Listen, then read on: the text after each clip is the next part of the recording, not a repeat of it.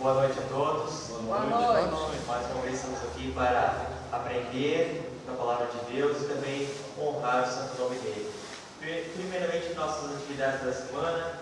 Como sempre, temos ao domingo às 7h30 da noite o nosso culto, prestamos a Deus. A quarta-feira estamos tendo um estudo do livro de Hebreus, que está sendo muito edificante, e a supremacia de Cristo sobre todas as coisas. Quinta e sexta-feira nós temos as orações dos lares. Algum irmão tem preferência, quer falar agora? Então, no final do culto, passa para mim ou para o pastor, que estará se direcionando ao lar do irmão, tá bom? Ao sábado, agora, nós temos a nossa homenagem ao Dia das Mães, às 7h30. Então, todos vocês são convidados, também convide suas mães para que possam estar aqui, aprender da palavra de Deus sobre o lar, sobre a família e também o importante são as mães que Deus coloca ao nosso redor. Também vai ter uma janta para nós, tá bom? Onde poderemos congregar uns com os outros. Os aniversariantes do dia da semana, na verdade. No dia 6 temos a Elisiane, no dia 8 temos a Marina Carvalho, no dia 12 o José Inácio. Que o Senhor venha abençoar muito a vida deles, enchendo de graça e de bênçãos.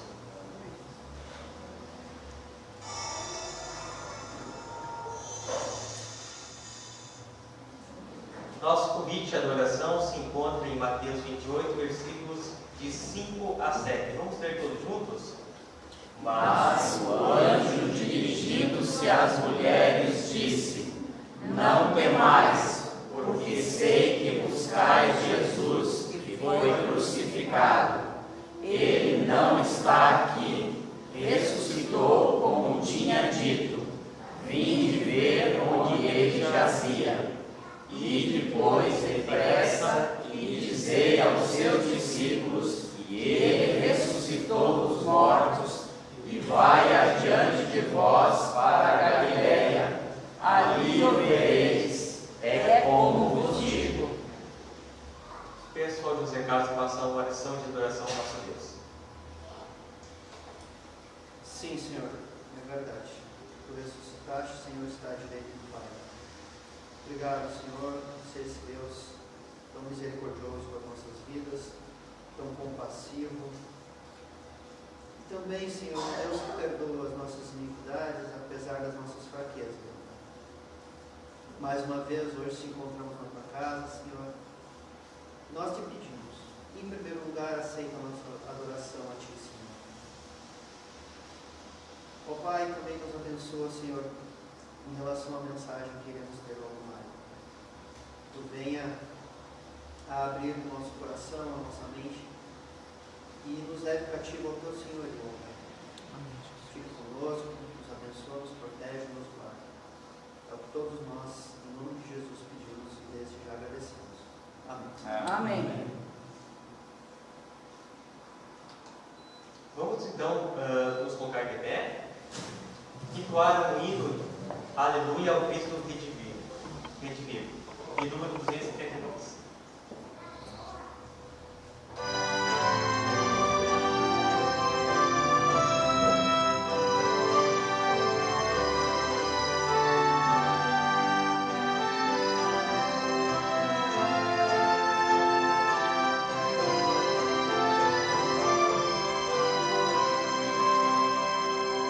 Cristo já ressuscitou.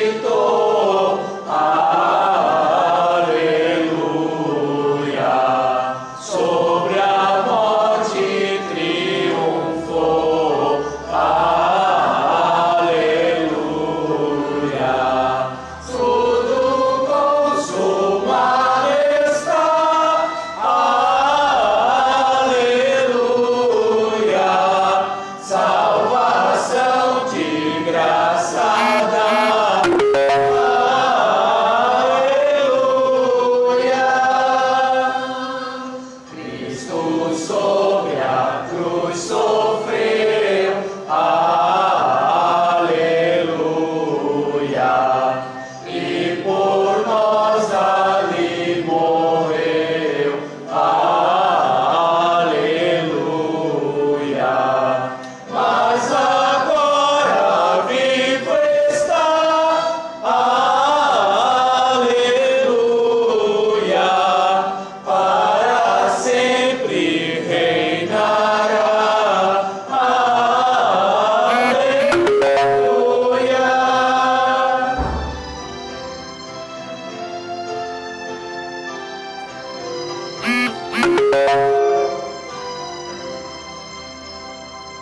Gratos hinos hoje erguei, aleluia,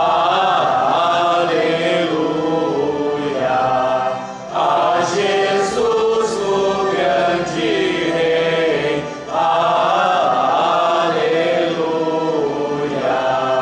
ressurgiu, é vencedor, aleluia,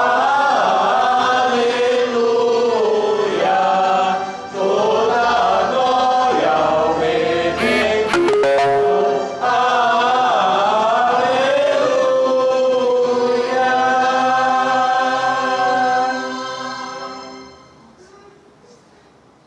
Podem sentar, irmãos.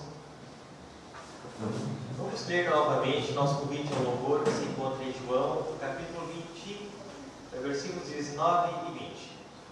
Ao Cair da tarde daquele dia, o primeiro da semana, trancadas as portas da casa onde estavam os discípulos, com medo dos judeus, veio Jesus, pôs-se no meio deles e disse-lhes: paz seja convosco. E dizendo isso, lhes mostrou as mãos e o lado. Alegraram-se, portanto, os discípulos ao verem o Senhor. Vamos só entoar nossos cânticos espirituais ao nosso Deus.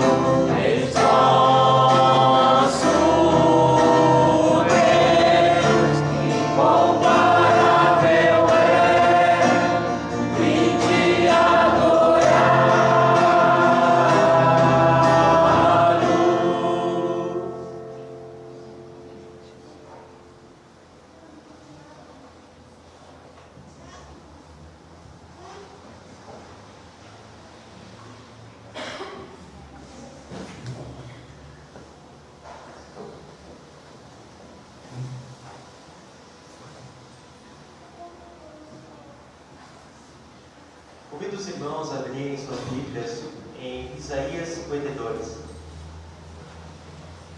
Estaremos lendo do versículo 13 de forma responsiva até o versículo 12 do capítulo 53.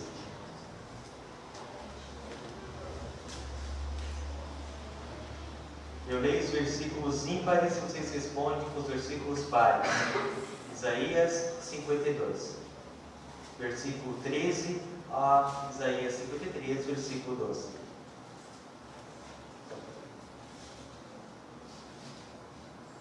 Uma leitura contínua, mas porém, versículo eu leio os ímpares e vocês os pares. Eis que o meu servo procederá com prudência, será exaltado e elevado, e será muito sublime. Como pasmaram muitos à vista dele, pois o seu aspecto estava muito desfigurado, mais do que outro qualquer, e a sua aparência mais do que a dos outros filhos dos homens. Assim causará admiração às nações, e os reis fecharão a sua boca por causa dele, porque aquilo que não lhes foi anunciado verão, e aquilo que não ouviram entenderão. Veio em nossa pregação, e a quem foi revelado o braço do Senhor. Porque foi subindo como renovo perante ele, e como raiz de uma terra seca, não tinha aparência nem formosura. Olhámo-lo, mas nenhuma beleza havia que nos agradasse. Era desprezado e o mais rejeitado entre os homens, homem de dores e que sabe o que é padecer. E como um de quem os homens escondem o rosto, era desprezado e dele não fizemos caso. Certamente, ele tomou sobre si as nossas enfermidades e as nossas dores, e levou sobre si, e nós o reputávamos por aflito, ferido de Deus e oprimido. Mas ele foi traspassado pelas nossas transgressões e moído pelas nossas iniquidades. O castigo que nos traz a paz estava sobre ele, e pelas suas pisaduras fomos sarados. Todos nós andávamos desgarrados como ovelhas, cada uma desviada pelo caminho, mas o Senhor fez cair sobre ele a iniquidade de todos nós.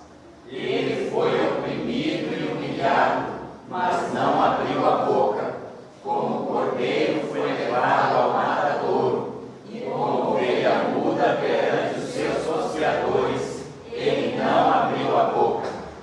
Por juiz opressor foi arrebatado, e de sua linhagem, quem dela cogitou? Porquanto foi cortado da terra dos viventes, por causa da transgressão do meu povo, foi ele ferido. Designaram-lhe a sepultura com perversos, mas como rico esteve na sua morte, posto que nunca fez injustiça, nem dolo algum se achou em sua boca.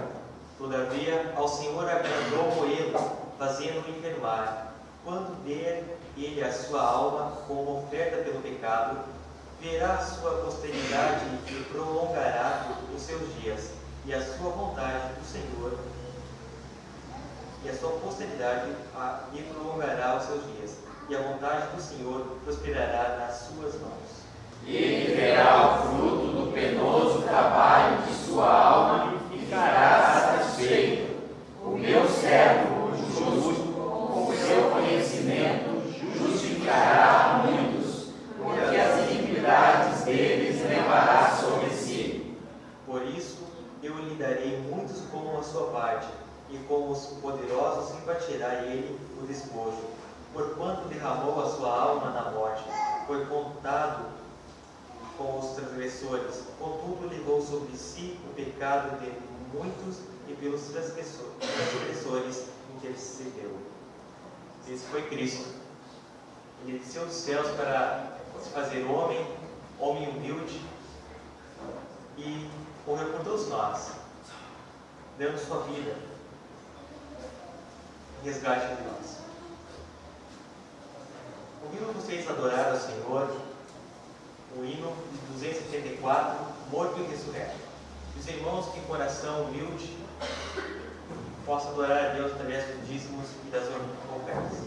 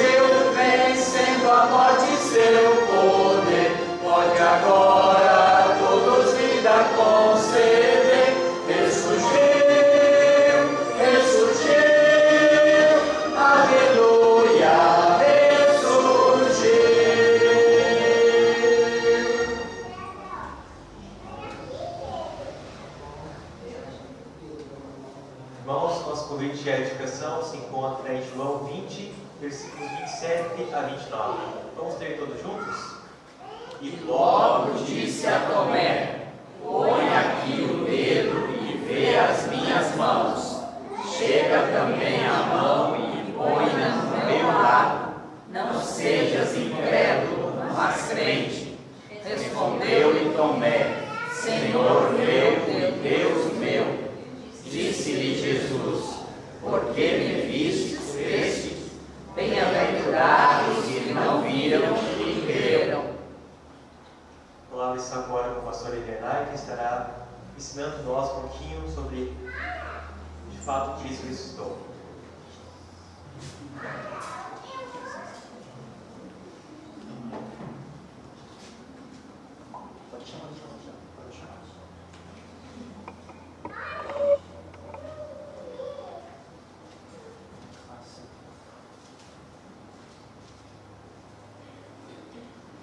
Boa noite, amados. Boa noite. Boa noite. A graça, a paz, a misericórdia do nosso Deus seja sobre a vida de cada um dos irmãos, alegrando-vos em todo esse caminhar com esse Deus maravilhoso que é o nosso Deus. Quero convidar-vos a abrirem as suas Bíblias na primeira carta do apóstolo Paulo aos Coríntios, capítulo 15.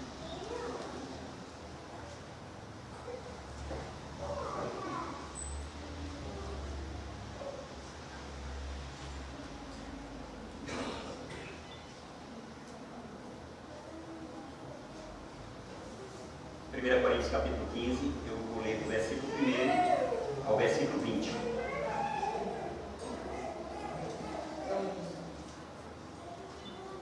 Assim nós encontramos na palavra do Senhor. Irmãos, venho lembrar-vos do Evangelho que vos anunciei, o qual recebestes e no qual ainda perseverais. Por ele também sois salvos, se retiverdes a palavra tal como vos a peguei, a menos que tenhais crido em vão. Antes de tudo, vos entreguei o que também recebi, que Cristo morreu pelos nossos pecados, segundo as Escrituras, e que foi sepultado e ressuscitou ao terceiro dia, segundo as Escrituras, e apareceu a Cefas e depois aos 12. Depois foi visto por mais de 500 irmãos de uma só vez, dos quais a maioria sobrevive até agora, porém alguns já dormem. Depois foi visto por Tiago, mais tarde por todos os apóstolos, e afinal, depois de todos, foi visto também por mim, como por um nascido fora de tempo, porque eu sou o menor dos apóstolos, que mesmo não sou digno de ser chamado apóstolo, pois persegui a igreja de Deus. Mas, pela graça de Deus, sou o que sou, e a sua graça que me foi concedida não se tornou vã. Antes trabalhei muito mais do que todos eles. Todavia, não eu, mas a graça de Deus comigo. Portanto, seja eu ou sejam eles, assim pregamos e assim crestes. Ora, se é corrente pregar-se que Cristo ressuscitou dentre os mortos, como, pois, afirmam alguns dentre vós que não há ressurreição de mortos? E se não há ressurreição de mortos, então Cristo não ressuscitou. E se Cristo não ressuscitou, é vã a nossa pregação, e vã a nossa fé, a vossa fé. E somos tidos por falsas testemunhas de Deus, porque temos asseverado contra Deus que ele ressuscitou a Cristo, ao qual ele não ressuscitou, se é certo que os mortos não ressuscitam. Porque se os mortos não ressuscitam, também Cristo não ressuscitou. E se Cristo não ressuscitou, é vã a vossa fé, e ainda permaneceis nos vossos pecados. E ainda mais, os que dormiram em Cristo pereceram. Se a nossa esperança em Cristo se limita apenas a esta vida, somos os mais infelizes de todos os homens. Mas de fato Cristo ressuscitou dentre os mortos, sendo ele as primícias dos que dormem. Que o Senhor nos abençoe e que a sua palavra aplicada ao nosso coração produza perseverança, firmeza e uma esperança cada vez mais rica dessa verdade, dessas promessas do nosso Deus. Vamos orar? Pai, muito obrigado, porque Tu és o Deus de todas as promessas. E Tu as tens cumprido, Senhor, no decurso dos dias das nossas peregrinações. Alguns alcançaram e viram, outros, Senhor, esperaram na promessa, confiados em Ti, o Deus único, vivo e verdadeiro, e confiados na Tua palavra e a verdade absoluta. Olhamos agora, Senhor, para a história e entendemos e compreendemos este grande diferencial para a nossa vida. Cristo Jesus ressuscitou. E que a ressurreição dele seja tão presente nos nossos dias, como foi, Senhor, na vida dos discípulos, dos apóstolos, daqueles que foram testemunhas oculares.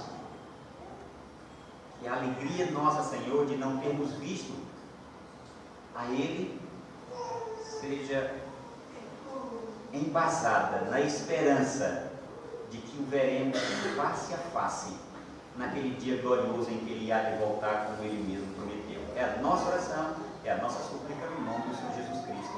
Amém. Amém.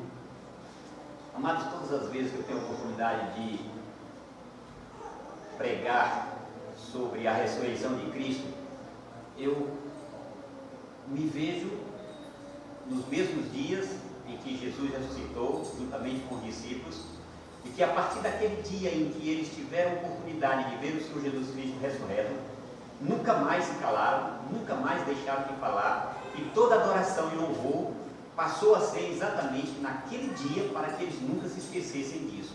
Primeiro dia da semana, quando as mulheres vão para embalsamar o Senhor Jesus Cristo e encontram ali apenas um varão, um anjo, que diz a elas que de fato ele estivera morto ali, ele foi sepultado ali, mas ele não estava mais ali porque ele havia ressurreto, como ele mesmo afirmara.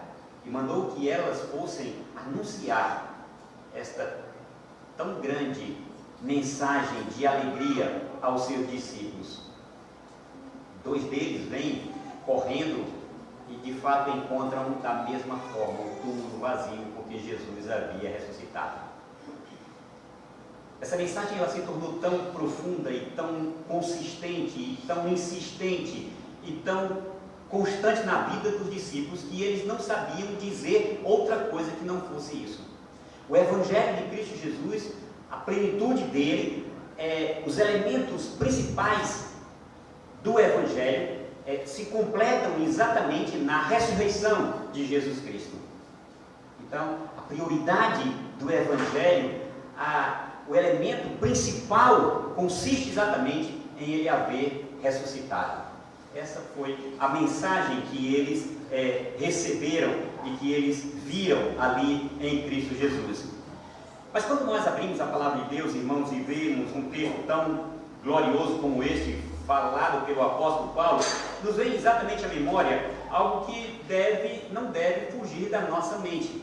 Por que é que Paulo estava escrevendo um assunto dessa magnitude a uma igreja ainda naqueles primeiros séculos? Porque a igreja de Corinto ela foi criada nos anos 40, eram decorrido talvez os anos 50, 55, quando o apóstolo Paulo, lá da igreja de Éfeso, tem a oportunidade de escrever essa carta àquela igreja, oriundo de algumas informações que ele havia obtido dos irmãos da casa de Cloé, que relatam algumas coisas que estavam acontecendo naquela igreja. Então não era uma igreja nova, não era uma novela igreja, não era uma igreja que estava no nascedouro ainda, onde eram neófitos na fé, onde os irmãos não tinham ainda ouvido o ensino, a doutrina. Não, era uma igreja já bem consolidada, era uma igreja forte, era uma igreja pujante, era uma igreja a quem Deus havia agraciado com uma quantidade inúmera de dons, mas que mesmo assim essa igreja experimentou problemas seríssimos. E é exatamente por isso que me vem à mente entender o porquê que Paulo está escrevendo exatamente esta carta. E eu entendo que quando a gente começa a ler o capítulo 16 de Atos, a gente vai ver que Paulo vai iniciar a sua segunda viagem missionária. Ele já não vai mais com Barnabé nessas alturas, ele vai com Silas e com Timóteo. E ele, se a gente acompanhasse, se vocês abrissem aí lá em Atos 16, vocês iriam ver mais ou menos esse roteiro da viagem do apóstolo Paulo. Depois de alguns dias, ele chama Barnabé exatamente para convidá-lo a voltar novamente naquelas cidades que eles tinham ido na primeira viagem, Icônio, Listra e Derbe. Barnabé se propõe a levar João Marcos. Já falei isso com vocês já conhecem isso de cor, não é? Paulo não concorda com a ida de João Marcos, porque João Marcos, na entrada da Ásia Menor, ali na Panfilha, ele desiste, ele volta, ele traz uma preocupação muito grande na caminhada do apóstolo Paulo, exatamente por causa disso. Mas Barnabé insiste e terminam criando duas vertentes missionárias.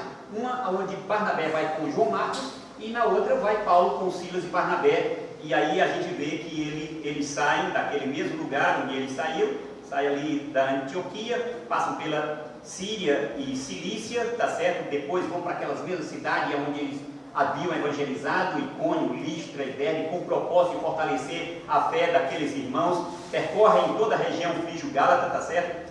E em um determinado momento eles tentam ir para Bitínia, mas o Senhor Jesus os impede de ir para aquela região. Imagine Paulo desejoso de levar o Evangelho a um determinado lugar, e o Senhor Jesus impedir dele levar o Evangelho naquele lugar, não é? Eu imagino hoje um missionário querendo ir fazer um trabalho missionário em determinada região, e essa mesma coisa acontecer e ele não entender, assim como Paulo entendeu.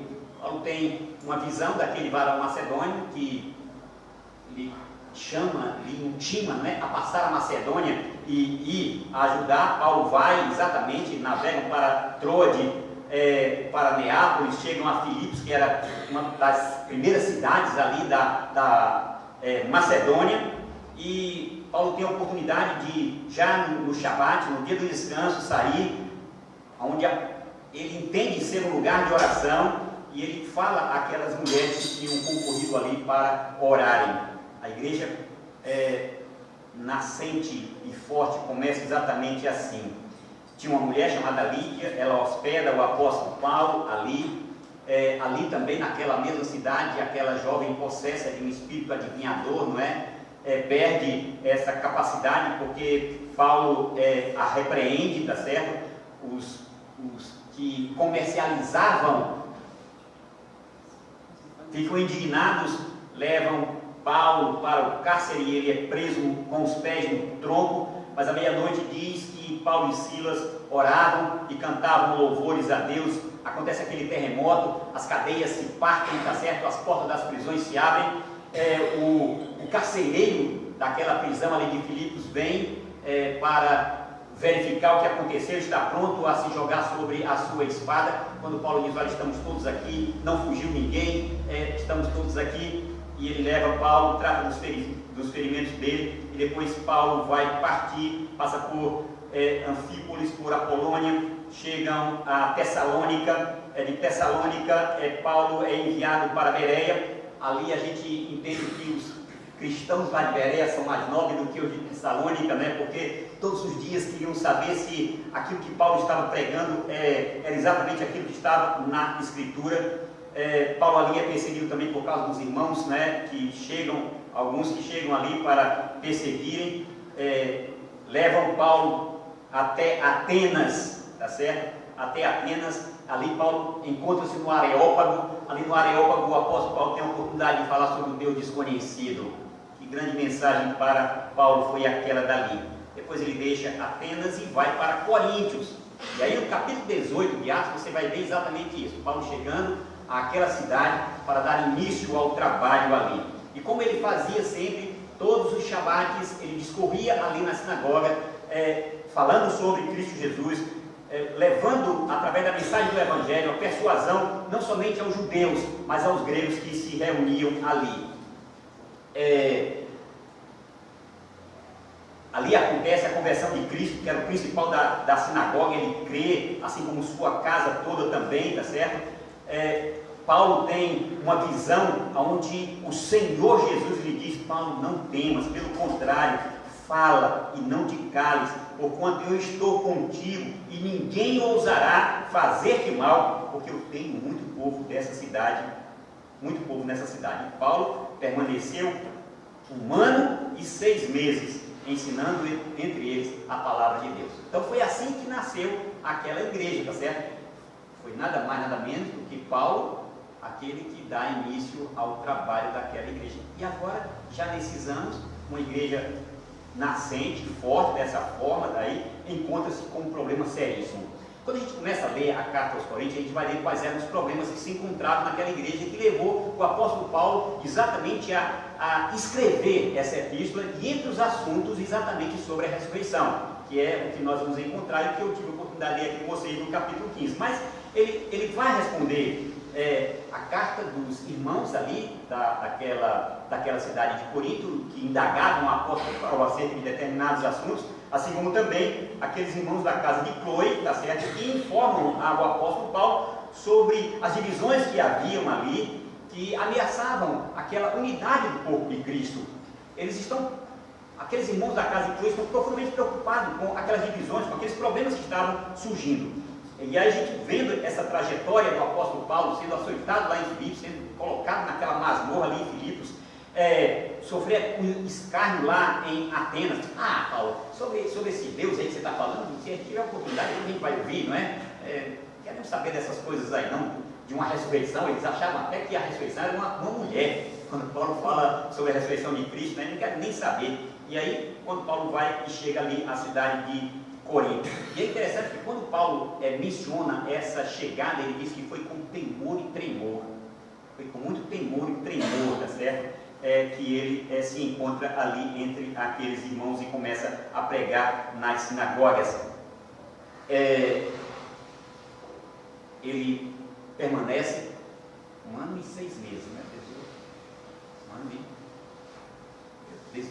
18 meses, né, mais ou menos, que ele passa lá. 1 ano e 6 meses, né?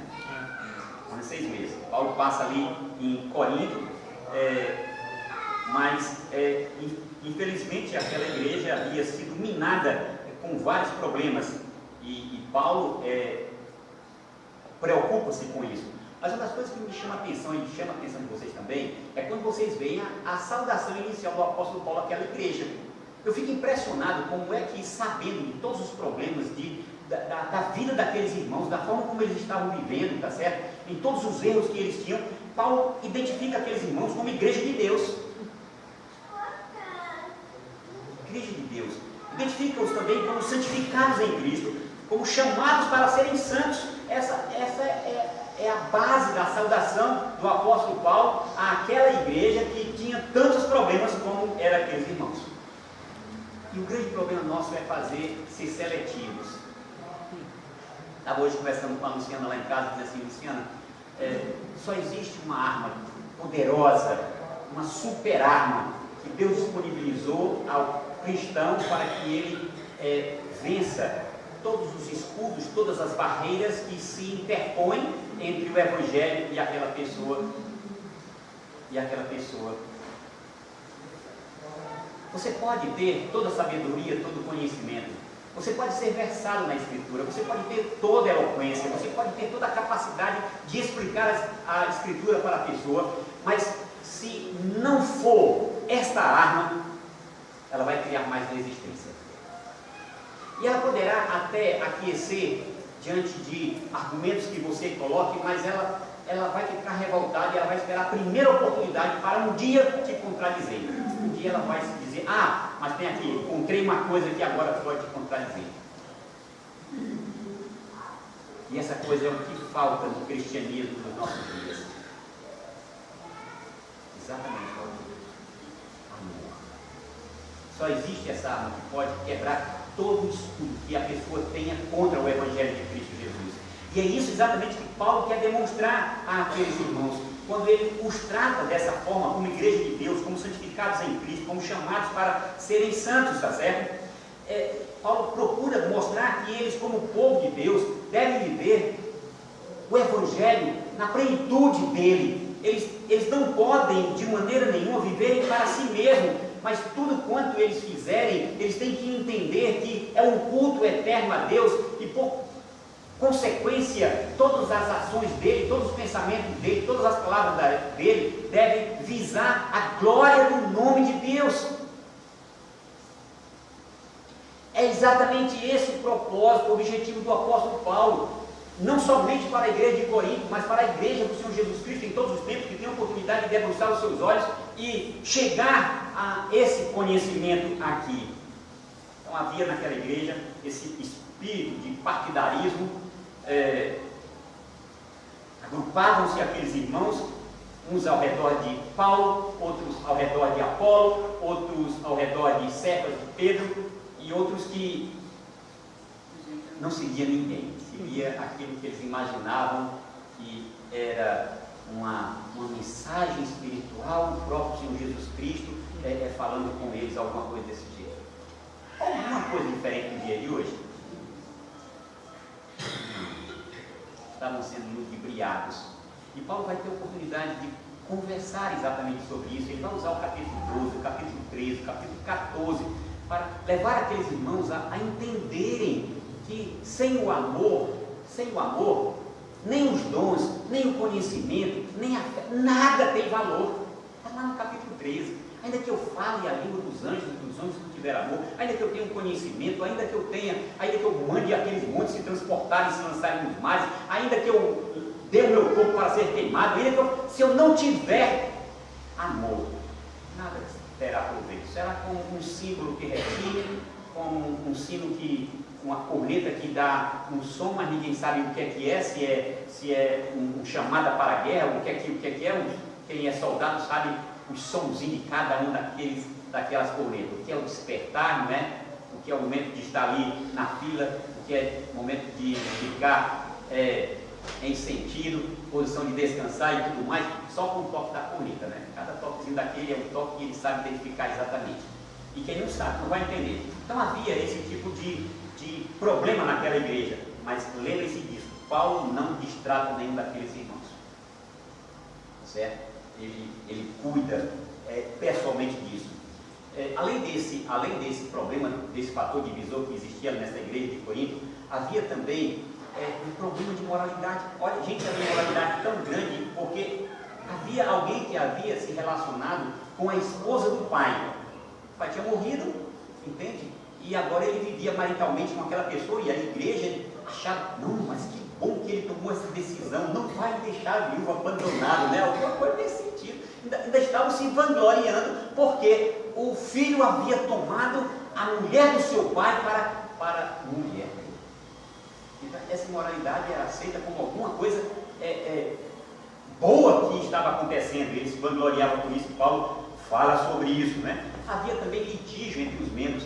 Em vez de eles tratarem, gente, se a igreja, e na igreja consiste toda a sabedoria, a igreja conhece a justiça, ela deve andar em justiça, para que levar o irmão aos tribunais, para aquele irmão ser julgado por ímpios e muitas vezes serem levados à prisão. Esse era um problema escandaloso para a igreja de Corintos.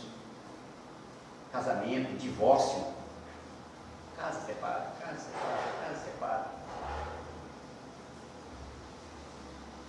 Alimento oferecido aos ídolos, né? O que devia fazer quando fossem comer e alguém dissesse, olha, mas essa carne aqui foi de um animal que foi sacrificado, ou coisa dessa natureza, ou quando ele ia chegar no mercado para comprar carne, né? E ele perguntava, esse animal foi sacrificado, ou qualquer coisa dessa natureza. Paulo escreve sobre isso, sobre o direito de liberdade, sobre a ceia do Senhor. Gente, alguma coisa que nós vamos participar agora também, era um problema sério, isso naquela igreja de Corinto, era outro grande problema. E vocês podem observar que em todos os momentos, quando Paulo aborda sobre todas essas questões, ele está querendo mostrar àquela igreja que o culto não é apenas esse momento em que as pessoas se reuniam para celebrar a ressurreição de Cristo, como nós estamos fazendo hoje, como nós devemos fazer todos os dias. Não, todo momento é momento de culto. Você precisa entender que todo momento você está diante de Deus e, consequentemente, em adoração contínua a Deus, quer você esteja aqui assentado, ouvindo a mensagem, a palavra de Deus, quer você esteja dirigindo o seu carro, quer você esteja se dirigindo para o seu trabalho, quer você esteja indo para a faculdade, para a escola, para onde você estiver indo, você tem que entender que é um culto contínuo, o culto não se acaba aqui, irmãos. E aí, depois de tratar de todos esses assuntos, aí Paulo chega exatamente aqui. E aí a gente fica impressionado como em Cristo Jesus tudo era excepcional, tudo era extraordinário, tudo era sobrenatural. Jesus, ao falar sobre as parábolas do reino, ele afirmava ser o rei divino. Ele afirmava que era filho do Todo-Poderoso, que era filho de Deus, mas também ele se intitulava por filho do homem, ou seja, ele se identificava conosco. Ele não era somente o filho do soberano, do todo-poderoso, Deus criador dos céus e da terra, tá certo? Ele não somente era Deus com ele, mas ele também era filho do homem. Ele usava aquilo que Daniel fala na sua profecia e intitula-se como aquele de quem Daniel falava, o filho do homem, para se identificar como nós. Jesus sabia perfeitamente quem ele era em ser homem também. Seu nascimento, a sua vida, o seu ministério, a sua morte, a sua ressurreição, a sua ascensão, faz tudo convergir para ele, tudo converge para Cristo Jesus. Por isso, quando pregarmos o Evangelho, seja um evangelho pleno, seja um evangelho completo.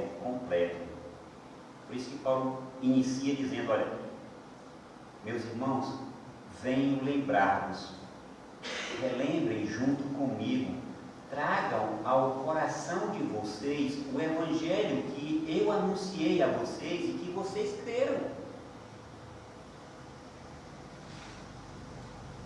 Se nós não tivermos continuamente na memória a mensagem do evangelho, nós seremos persuadidos e seremos levados a qualquer vento de doutrina que possa surgir na igreja. E esse era o problema.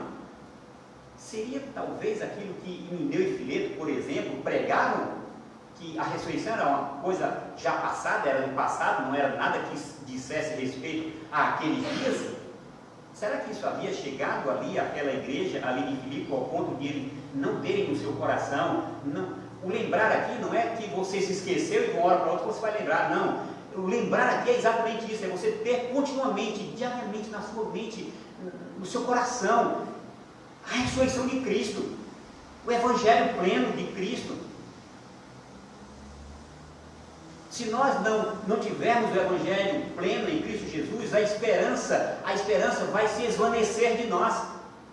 A nossa vida vai se restringir apenas para os poucos dias de vida que nós vivemos, e tudo quanto nós fizermos e labutarmos vai ser exatamente para atender às necessidades ou às demandas do dia a dia. Como se isso fosse a coisa mais importante para a nossa existência. Parece que só o que é importante para a gente é a vida material, essa vida do dia a dia, esse corre-corre, esse cansaço contínuo. Isso é que é o importante para a vida dos cristãos de hoje. Já não há mais aquela alegria de desejar ardentemente que chegasse aquele primeiro dia para que todos pudessem relatar de quanto foi prazeroso viver aqueles dias anteriores, relembrando, trazendo à memória a mensagem que eles ouviram e que eles agora também anunciaram para as outras pessoas. É um peso. E se chove, o peso se dobra, né? E quando esfria, aí o negócio complica. Mas não é quando só faz frio. Quando o vento, hein? Minuano aparece, não, né? Somente quando ele aparece, quando fica assim, não. Quando tem calor também. O sol está muito quente hoje. Muito calor, né? Irmãos, venho trazer a memória de vocês. Quero que vocês tragam a memória de vocês. Lembrem junto comigo. Relembrem junto comigo o Evangelho pleno, completo, aquilo que é principal, que é primordial, é a ressurreição. Lembre do Evangelho. Paulo vai falar sobre a ressurreição, então ele está exatamente começando para mostrar que a ressurreição é Evangelho. Evangelho que ele anunciou esse Evangelho. Paulo não deixou de pregar o Evangelho, de anunciar este Evangelho. Eu não sei quanto tempo você passa sem falar do Evangelho para as pessoas. Eu nem sei se você tem todos os dias falado do Evangelho para que outras pessoas tenham oportunidade de conhecer a grandeza da ressurreição de Jesus Cristo, e que certamente será na nossa ressurreição também. E aí ele vai discursar sobre isso, para mostrar que uma coisa está intimamente ligada à outra. Paulo anunciou, ele pregou, tá certo? Ele não se esquivou da responsabilidade de ir de pregai, ir de pregai, ir de pregai, ir de pregai. Eles haviam recebido este Evangelho. E Paulo diz que eles ainda perseveravam. Ou seja, eles precisavam continuar nesta fé, eles precisavam estar firmes, eles precisavam estar apoiados no Evangelho. O Evangelho reanima a fé, dá a esperança. Este Evangelho pelo qual eles também são salvos, porque o Evangelho é nada mais nada menos do que Jesus Cristo, tá certo? sois salvos, se retiverdes a palavra, tal como vos-la preguei, a menos que tenhais crido em vão. É interessante que esse em vão, Paulo vai usar 3 palavrinhas no grego para falar em vão, tá certo? Se vocês observarem aí no versículo 2, tá certo? A menos que tenhais crido em vão, ele vai usar uma palavra. Depois aqui no versículo 10, ele diz que ele foi concedida, não se tornou vã. E no versículo 17, ele volta a dizer que se Cristo não ressuscitou, é vã a vossa fé. E em cada uma dessas palavras usadas pelo apóstolo Paulo tem um sentido, tem um ensino, tá certo? Na primeira, quando ele fala em vão, a palavra no grego é sem efeito, tá certo? Se a palavra que eu vos preguei, vocês não crerem nela, então ela está sendo sem efeito, não está trazendo efeito nenhum. É como se fosse uma palavra pregada e anunciada, entrada pelo ouvido e saindo na outra, certo? Não houve efeito nenhum. Não produziu nenhuma reação através da mensagem. Assim como tantas mensagens nós escutamos durante o decorrer dos nossos dias de peregrinação, né? E parece que a mensagem entrou no ouvido, saiu no outro, e a gente já nem lembra mais, no outro domingo, qual foi o texto que foi pregado, quanto mais a mensagem que foi pregada, anunciada.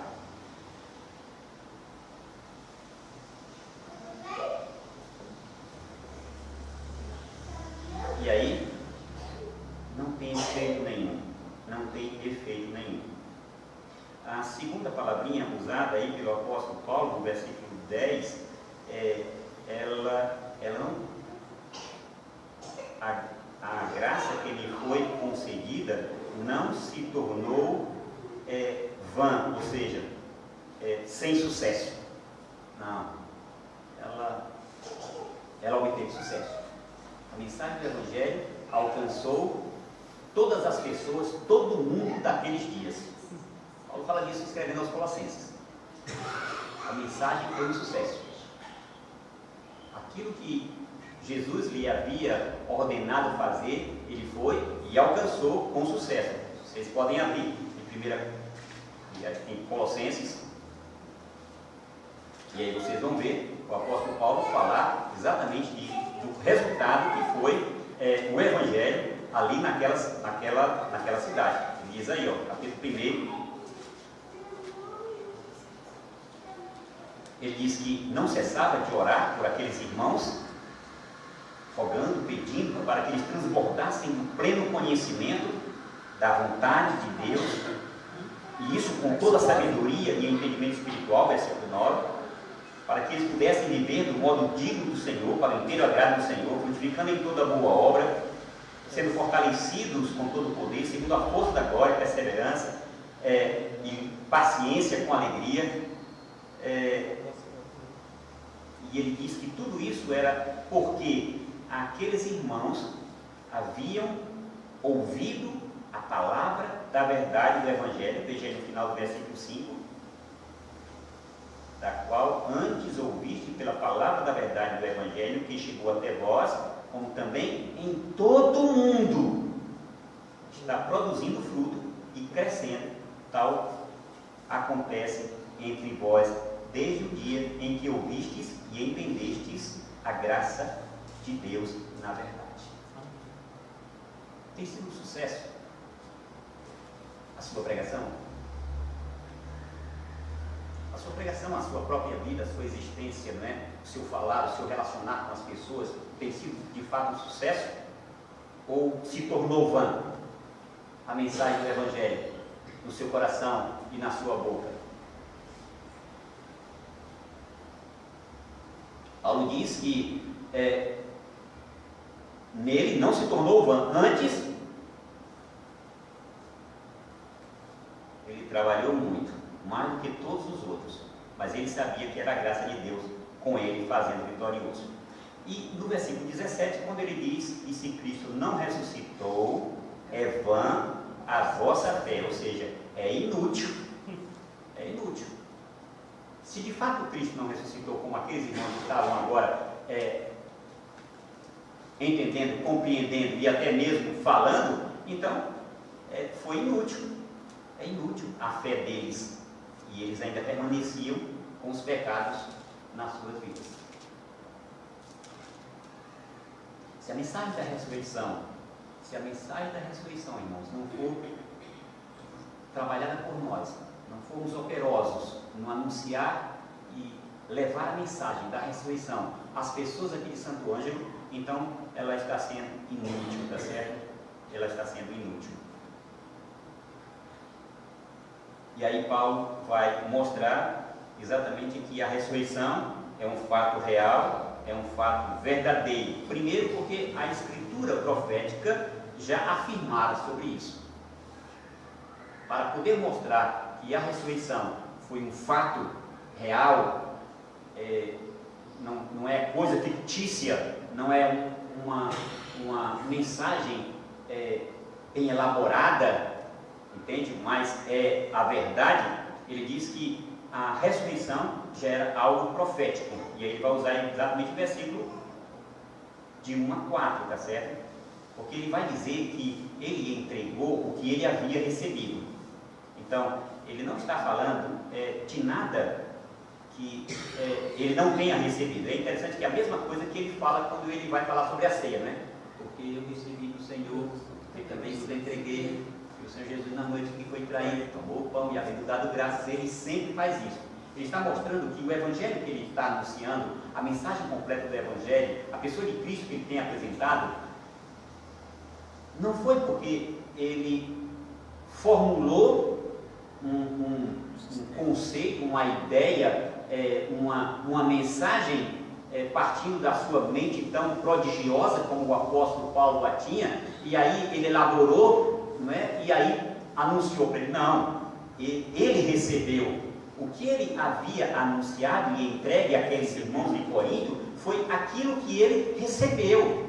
A mensagem do Evangelho que o apóstolo Paulo pregava, a mensagem completa do Evangelho, foi aquilo que ele recebeu de Jesus Cristo. E ele fala disso, porque Jesus Cristo apareceu a ele como que um nascido fora de tempo. Ele fala sobre isso daí. E depois de Cristo Jesus aparecer para todos, apareceu a ele também, como nascido fora de tempo, ou seja, como algo abortivo, não é? Está falando mais ou menos naquele termo de um aborto, alguém que nasceu fora do tempo. E aí ele diz: Cristo morreu pelos nossos pecados. A cruz está no coração da Escritura. Cristo morreu pelos nossos pecados, segundo as Escrituras. A crucificação de Cristo Jesus, irmãos, é o coração do Evangelho. Se ele está dizendo que é a Escritura, ele está se referindo exatamente a tudo aquilo que falaram sobre isso. Por exemplo, abre lá no Salmo 22. Se abre lá no Salmo 22, você já vai ver Davi falando sobre isso, sobre aquilo que aconteceu ali na cruz. Olha só. Primeiro versículo: Deus meu, por que me desamparaste? Quem pronunciou isso? Jesus. Não é? Mas eu sou verme e não homem, opróbrio dos homens e desprezado do povo. Versículo 7: Todos os que me veem zombam de mim, afrouxam os lábios e meneiam a cabeça. Confiou no Senhor? Livre-o, ele, salve-o, pois nele tem prazer. Não foi isso que ele disse? Este é o meu filho amado, em quem eu tenho posto todo o meu prazer. Confiou no Senhor? Livre-o ele, salve-o, pois nele tem prazer. Não foi exatamente isso que aqueles homens que estavam lá na cruz disseram para Jesus, quando ele estava gritando? Contudo, tu és quem me fez nascer e me preservaste, estando eu ainda no seio de minha mãe. A ti me entreguei desde o meu nascimento, desde o ventre de minha mãe, tu és o meu Deus. E aí vai falar: derramei-me como água, versículo 14. Todos os meus ossos se desconjuntaram. Meu coração fez-se como cera, derreteu-se dentro de mim. Versículo 15: a língua sim me apega ao céu da boca, que segura, assim me deitas no pó da morte. Traspassaram-me as mãos e os pés. Versículo 16: posso contar todos os meus ossos, eles me estão olhando e escarnecendo de mim. Repartem entre si as minhas vestes, e a minha túnica deitam sortes. Gente, Davi está falando disso, de algo que iria acontecer com Jesus.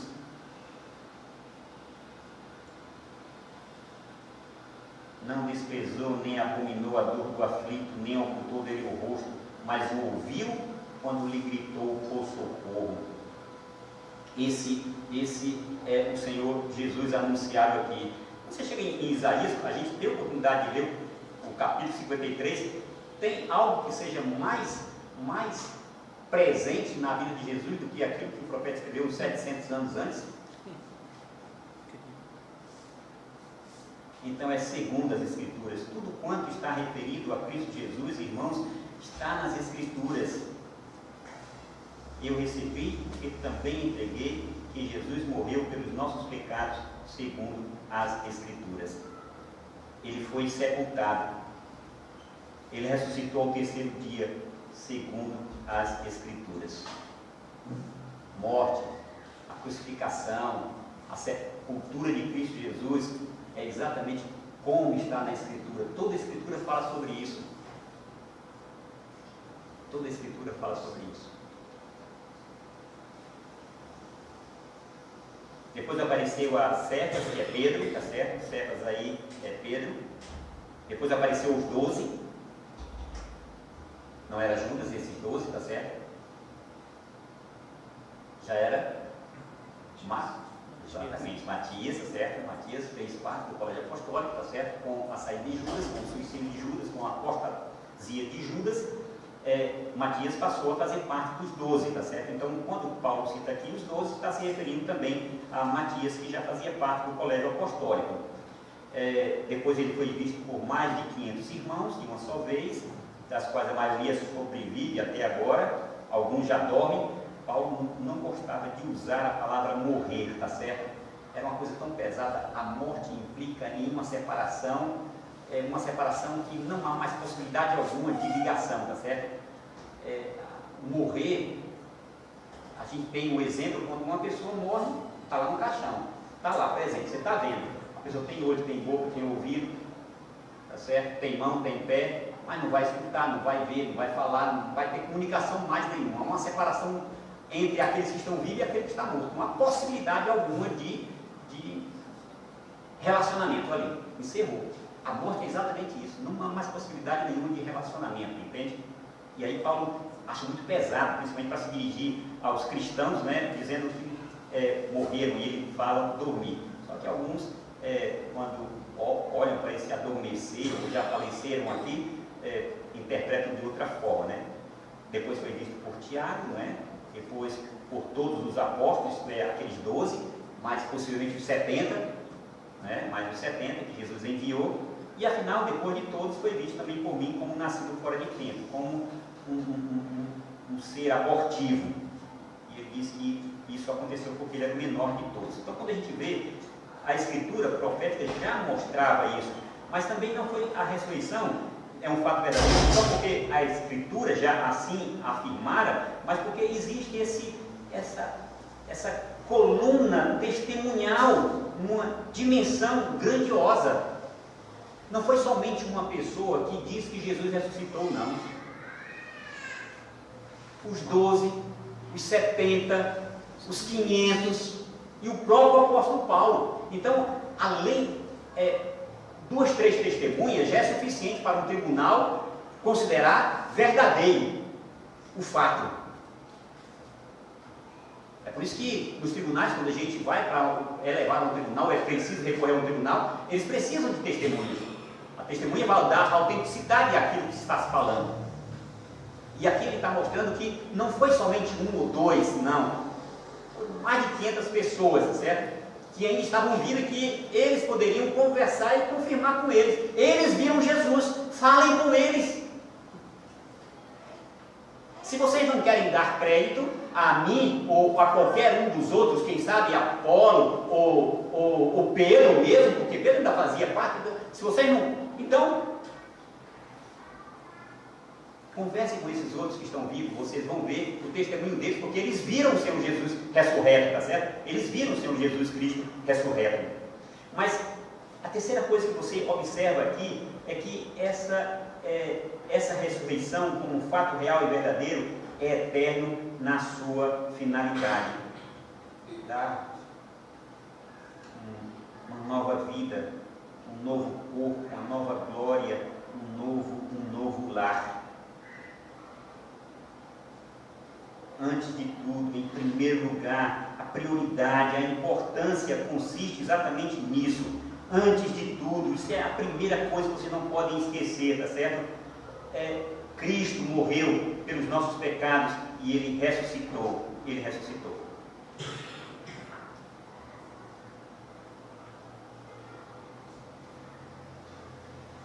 No próximo domingo a gente termina esse assunto daqui que o apóstolo Paulo iniciou, tá certo?